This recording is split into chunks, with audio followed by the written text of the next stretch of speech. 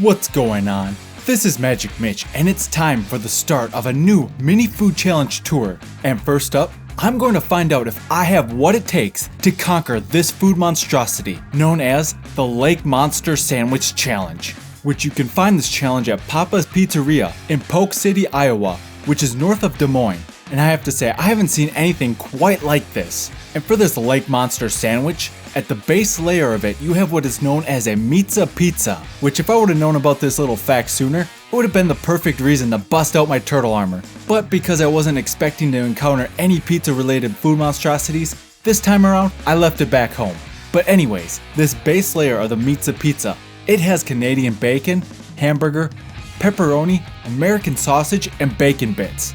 Then on top of that, you have some fried pork tenderloin, 3/4 of a pound bacon cheeseburger patty, 4 chicken strips, and then all of that is topped with their macaroni and cheese sauce.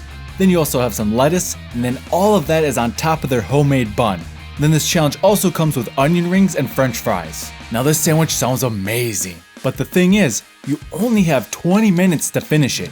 But if you're able to do so and take down this Lake Monster Sandwich Challenge, you get the meal for free, which costs $28. You also get a free shirt and your picture up on their wall of fame, which will forever glorify your victory over this legendary lake monster.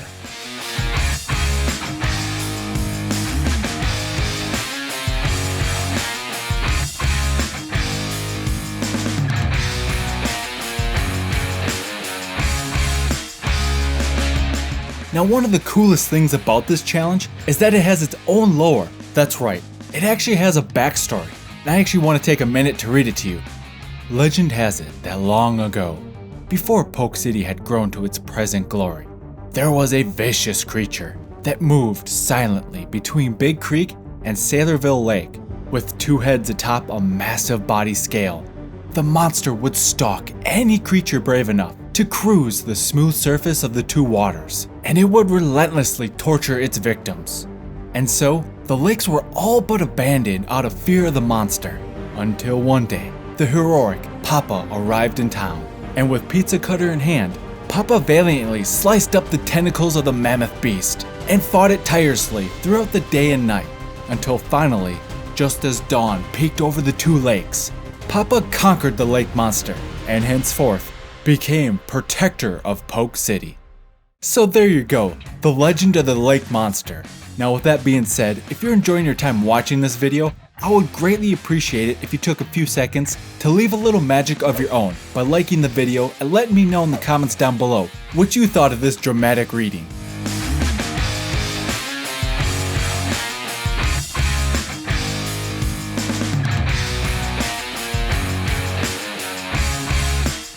So the reason why I love the lore of this challenge so much is because it has that similar vibe of adventure and fantasy that I try to give off with my own videos, and in regards to how I see these food adventures.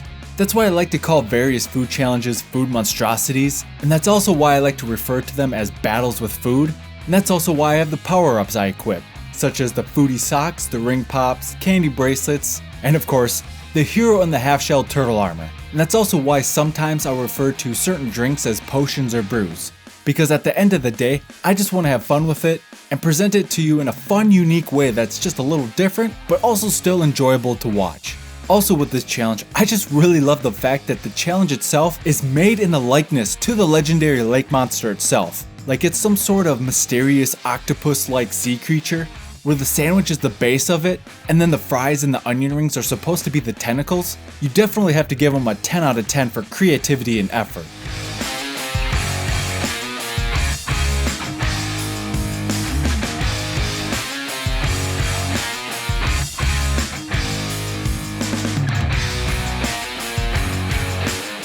Okay, getting back to the battle at hand against this lake monster. Some other important details about this challenge is that first, there were only like 2 to 3 winners when I attempted this challenge, and one of them being Eager Ethan, speaking of heinous monsters, and I believe he had a finishing time of 18 minutes and 40 seconds. So there was some added incentive to try and take this thing down in accelerated fashion.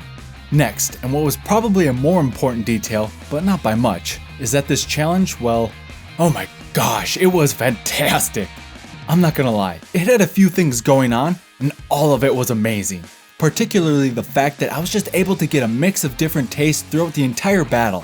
I was definitely a fan of the fried pork tenderloin with that mac and cheese sauce. Even though I only had a little bit of it together, since I ate most of the mac and cheese sauce with the lettuce and the chicken tenders, just for the sake of trying to eat on the cleaner side, but even a little bit of that mac and cheese sauce, it went a long way with that pork tenderloin. And I knew right away that the restaurant here certainly nailed it with that combination.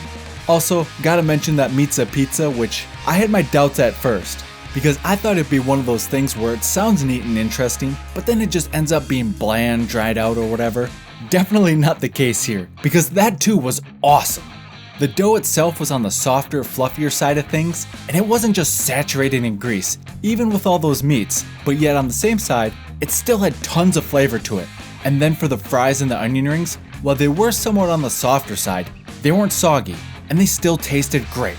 I certainly wouldn't be opposed to having either one of those with any food challenge.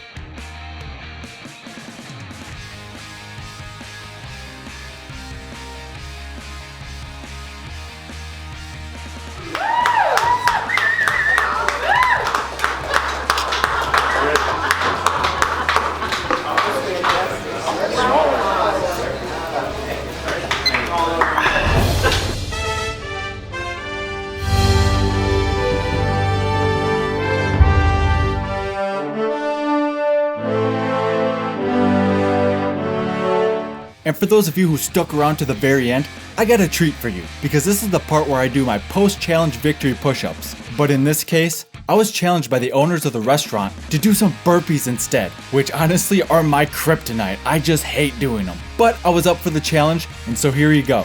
And if you made it this far, let me know in the comments down below with the hashtag #ThanksForTheTreat. About you're halfway there, buddy. Keep it going. We got 5. Halfway out of camera range. 7. Come on, you're almost there. 8. Oh yeah.